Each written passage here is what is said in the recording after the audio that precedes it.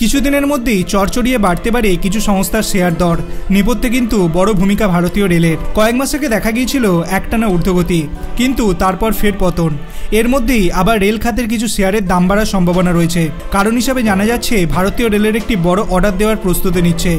রেলের কিছু কর্মকর্তা বলেছেন, ভারতীয় রেলে 31,418 কোটি টাকার ওয়াগন ক্রয়ের পরিকল্পনা সমস্যা তৈরি হয়েছে। এই সংস্থাগুলির বরাদ দেওয়া হয়েছিল, তাদের মধ্যে মডার্ন ইন্ডাস্ট্রি নামে একটি সংস্থা লক্ষ্য পূরণে ব্যর্থ হয়েছে। সেই কারণে নতুন করে অর্ডার দিতে হচ্ছে সরকারকে।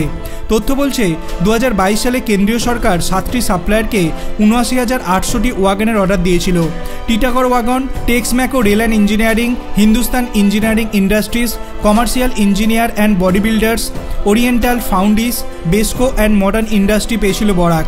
প্রতি ইউনিট পিছু দেওয়া হয়েছিল প্রায় 32 থেকে 37 লক্ষ টাকা।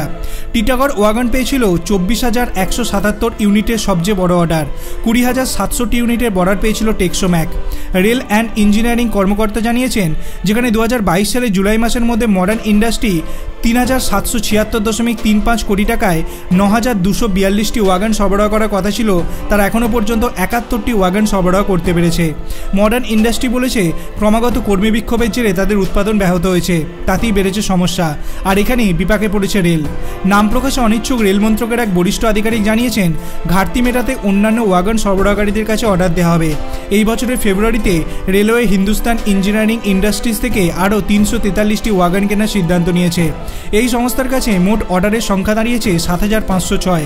অচিরেই ঘাটতি মেটাতে আরও বেশ কিছু সংস্থাকে নতুন বরাদ দেওয়া হতে পারে বলে ধারণা ওয়াকিবল মহলের। আর সেটা হলে সেই রেল খাতের সব সংস্থাগুলির শেয়ার দর যে নতুন করে বাড়বে তার বলার অপেক্ষা রাখে না। আপনার কি মনে হয়, এর ফলে কি আপনি লাভবান হবেন? আপনার অভিমত আপনি কমেন্ট সেকশনে জানাতে পারেন। ভিডিওটি ভালো লাগলে লাইক করবেন, চ্যানেলটিকে সাবস্ক্রাইব করতে ভুলবেন না। ধন্যবাদ।